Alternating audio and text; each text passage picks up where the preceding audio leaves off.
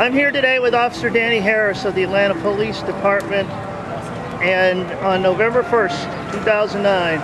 Hello, Officer Harris. Hello. Happy Pride. Happy Pride. I have a few questions on some of the issues that have happened over the last few months and some general questions. Tell us some of the things that are being said about you by other people in the community that are not true, and why aren't they true? One of the things that's going around that's not true is the fact that I've taken a stance on the Eagles raid that happened on September 10th.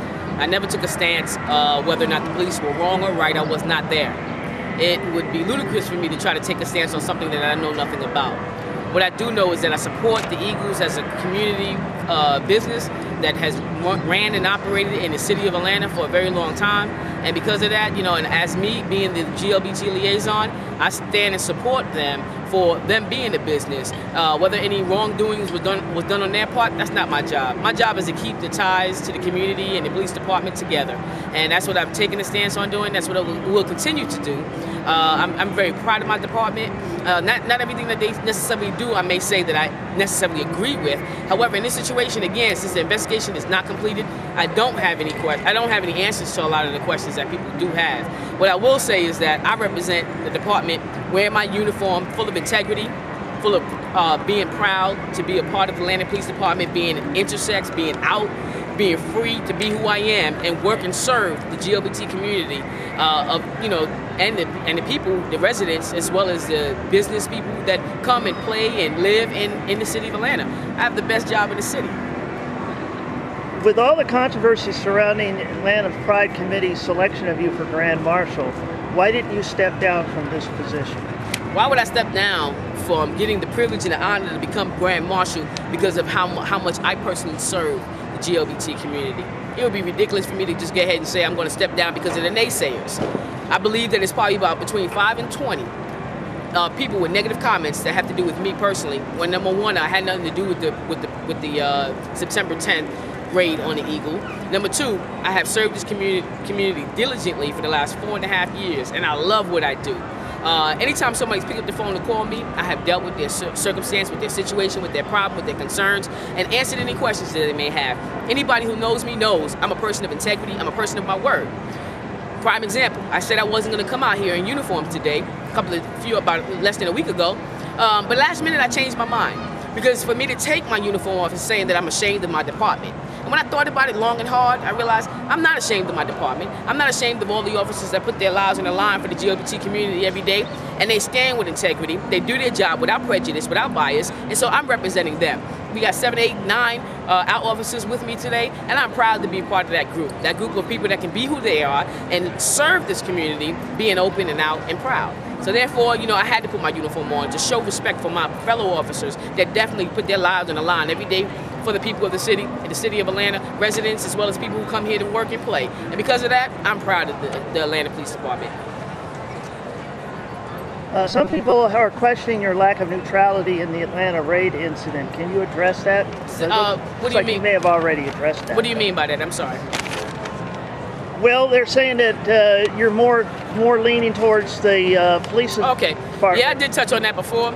I'm not leaning more towards any side. Again, it's an active investigation. It would not benefit me to take a side when I'm the liaison. And anybody who knows what a liaison does, they build bridges and bring people together. They don't tear people apart. For me to step on either side would be tearing apart a bridge that I have spent 4 years building. There's no way I'm going to do that. I'm not leaning more towards one or the other. What I'm trying to do is get the misunderstandings out the way, help everybody have a mutual respect, bring everybody to the table together in peace and harmony, because we have come a long way as a city. We've come a long way as a department. The fact that Atlanta has a GLBT liaison shows that we've come a long way. So I'm not going to allow that to be destroyed because of one incident. There's a high probability that the new mayor will hire a new police chief. Would you like to continue working as Atlanta's liaison to the LGBT community under a different chief, or move on to another job within the APD? I love what I do. I want to stay in my position. I will stay and serve as long as they have me. Do you consider the Atlanta Eagle raid the lowest point in your career as the APD liaison? If not, what is? No, that's not the lowest. I mean, things happen, raids happen, investigations are started all day, every day. When I first became the liaison 4 years ago, right before I became the liaison, there was a situation that happened where a group of officers were being questioned about how they handled the situation in Piedmont Park. That was the lowest point of APD, when an officer actually verbally assaulted a GLBT member, but that officer was fired. You know, and that right there was a turning point for Atlanta.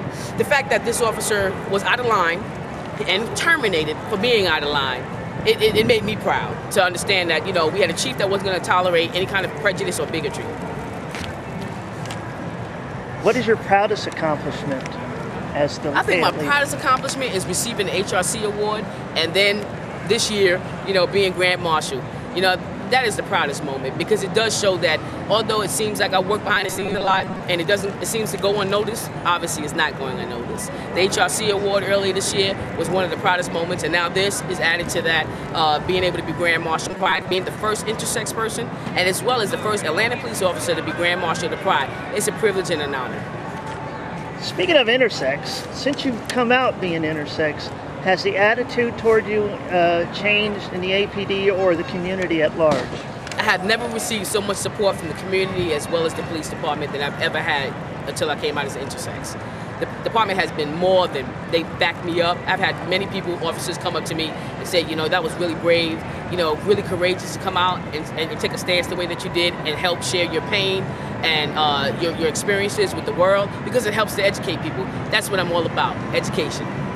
Well, thank you very much, Officer Harris. You're welcome, You Monica. enjoy Thank Proud. You. All right, you too. Happy Pride. Happy Pride.